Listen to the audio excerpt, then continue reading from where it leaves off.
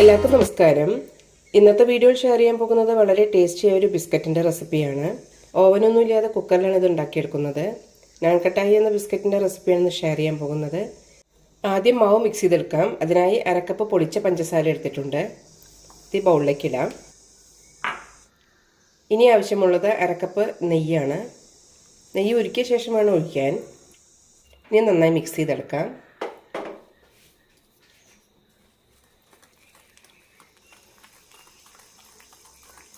പഞ്ചസാരയെല്ലാം അലിഞ്ഞ് നല്ലൊരു സോഫ്റ്റായ ടെക്സ്ചറിലേക്ക് എത്തണം. അതുവരെ മിക്സ് ചെയ്തെടുക്കാം.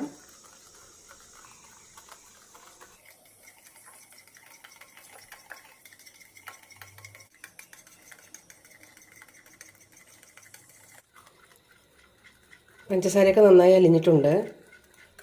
ഏകദേശം 5-6 മിനിറ്റോളം ഇതുപോലെ ബ്ലെൻഡ് ചെയ്തെടുക്കണം. ഇല്ലെങ്കിൽ മിക്സി ജാറിൽ ഒഴിച്ചൊന്ന് ബ്ലെൻഡ് ചെയ്തെടുത്താലും മതി. ഇത്രയും മതി. ഇനി ഇതിലേക്ക് ബാക്കിയുള്ള ചേരുവകൾ ചേർക്കാം.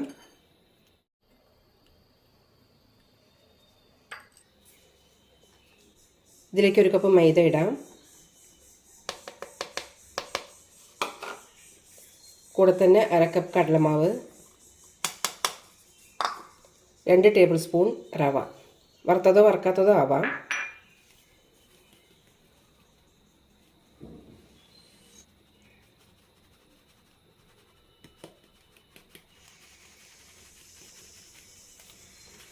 നന്നായി അരിച്ച് തന്നെ ഇടണം. കട്ടകളെല്ലാം ഉണ്ടെങ്കിൽ ഉടച്ചെടുക്കാം.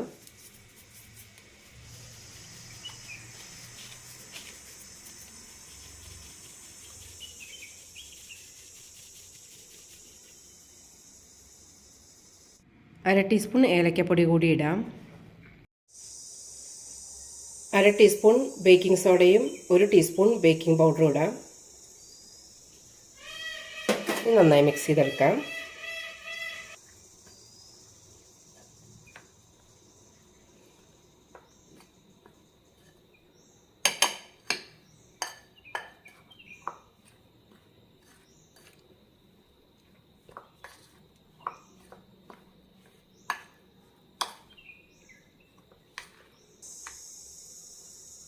ഇനി കൈകൊണ്ട് മിക്സ് ചെയ്തെടുക്കാം.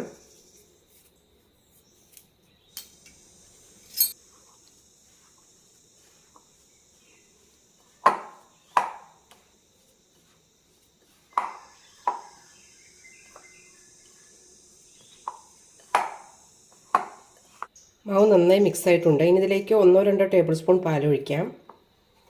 കുറച്ച് ഒഴിച്ചാൽ മതിയാകും.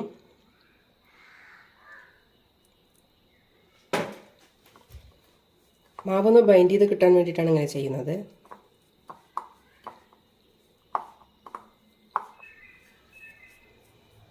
വളരെ കുറേശ്ശേ ഒഴിച്ചു കൊടുക്കാൻ പാടുള്ളൂ.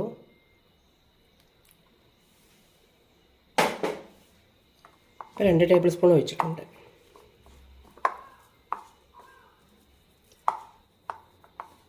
അല്ലാതെ അമർത്തി കുഴക്കേണ്ട ആവശ്യമൊന്നുമില്ല. സോഫ്റ്റായി തന്നെ കുഴച്ചെടുത്താൽ മതി.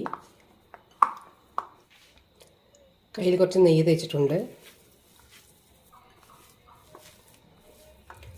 മാവ് ഇതുപോലെ ആയി കിട്ടണം. ഇതുപോലെ ആയിട്ടില്ല എന്നുണ്ടെങ്കിൽ 1-2 ടേബിൾ സ്പൂൺ കൂടി പാലൊഴിക്കാം.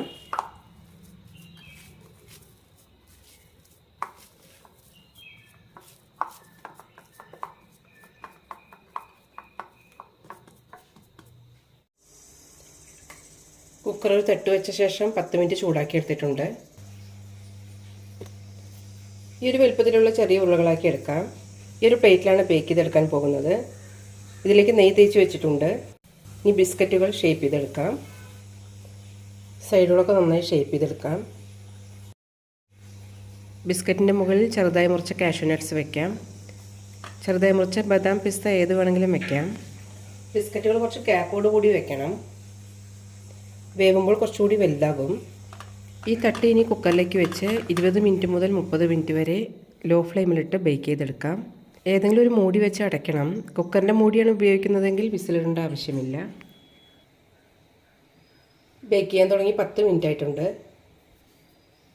ഇനി അടച്ചു വയ്ക്കാം. സൈഡുകളെല്ലാം നന്നായി ഗോൾഡൻ ആയിട്ടുണ്ട്. ഇത്രയും മതി. ഫ്ലെയിം ഓഫ് ചെയ്യാം. അപ്പോൾ നല്ല സോഫ്റ്റ് ആയിരിക്കും. തണുത്തതിന് ശേഷം കുറച്ചുകൂടി ബലം വയ്ക്കും. ബിസ്ക്കറ്റ് തണുത്തിട്ടുണ്ട്. എടുക്കാം.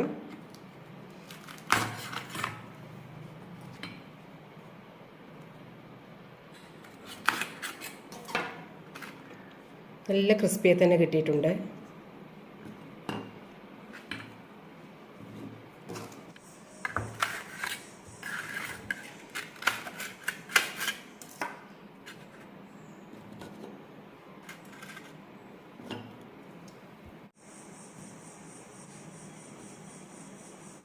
ഇനി ബേക്കറിയിൽ പോയി വാങ്ങേണ്ട ആവശ്യമൊന്നുമില്ല. വളരെ ടേസ്റ്റിയായ ഈ ബിസ്ക്കറ്റ് വീട്ടിൽ തന്നെ തയ്യാറാക്കാം. എല്ലാവരും ഒന്ന് ട്രൈ ചെയ്ത് നോക്കൂ. നല്ല ക്രിസ്പിയായി തന്നെ കിട്ടിയിട്ടുണ്ട്. എല്ലാവരും ഒന്ന് ട്രൈ ചെയ്ത് നോക്കൂ.